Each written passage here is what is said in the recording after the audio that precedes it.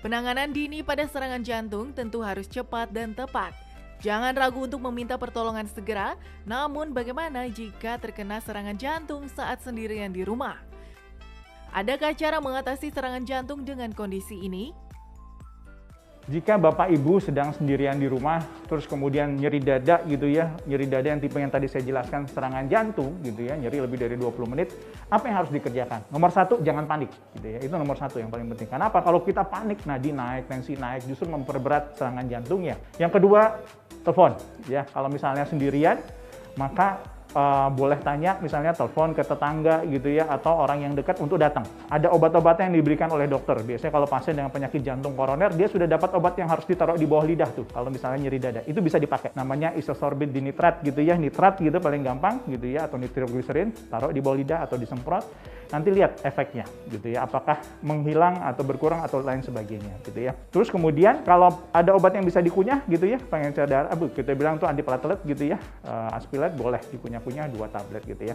Tapi yang paling penting jangan panik, jangan sendiri, ada yang menemani. Nah, itu. Kemudian yang harus dilakukan adalah segera ke rumah sakit. Ke rumah sakit menjadi penting. Apa? Karena serangan jantung ini kita katakan time is muscle. Semakin lama maka impact-nya, ya, akibatnya akan semakin berat. Kalau nanti tidak sadar pasiennya, terus kemudian ada pendampingnya, itu sangat baik. Jadi dia pendampingnya bisa melakukan bantuan hidup dasar.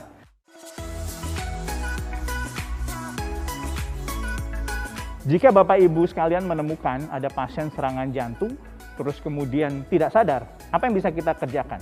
Yang kita kerjakan adalah bantuan hidup dasar, memberikan bantuan hidup dasar atau resusitasi jantung paru. Ya, caranya seperti apa? Satu, kita tentukan pasien ini betul-betul tidak sadar ya.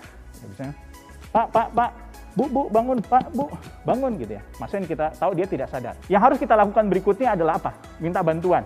Kalau Anda cuma berdua dengan pasien, minta tolong orang lain gitu ya. Untuk apa? Untuk telepon nih, bisa telepon ke emergensi atau 119, terus untuk membantu kita dalam melakukan bantuan hidup dasar. Setelah itu apa yang paling penting lagi adalah kita langsung melakukan kompresi atau pijit jantung. Berapa sih kecepatannya? Biasanya 100 sampai 120 kali dalam 1 menit. Kedalamannya 5 sampai 6 cm. Jadi paling gampang kita cari nih, kalau pada laki-laki ya di antara 2 puting, terus kemudian kita lihat tulang tengahnya, taruh jari di situ ya.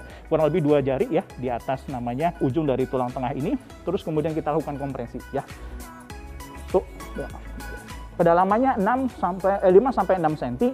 Terus kemudian kecepatannya dalam 1 menit 100 sampai 120 kali ya per menit gitu ya.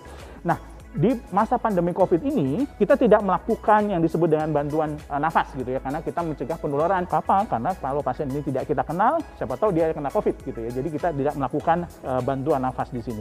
Cukup memberikan kompresi dada. Itu penting sekali. Dan ini bisa dilakukan oleh orang awam dan harus bisa dilakukan oleh orang awam. Jadi kalau pasien tidak sadar, jangan ditepuk-tepuk gitu, dipijit-pijit gitu ya. Kita harus cek betul dan berikan bantuan pijit jantung pada pasien ini. Pemirsa, itulah tadi penjelasan tentang serangan jantung ketika kita sedang sendirian di rumah. Menjaga kesehatan jantung memang menjadi hal penting. Lalu, adakah tips agar bisa terhindar dari penyakit ini? Berikut kita simak jawabannya.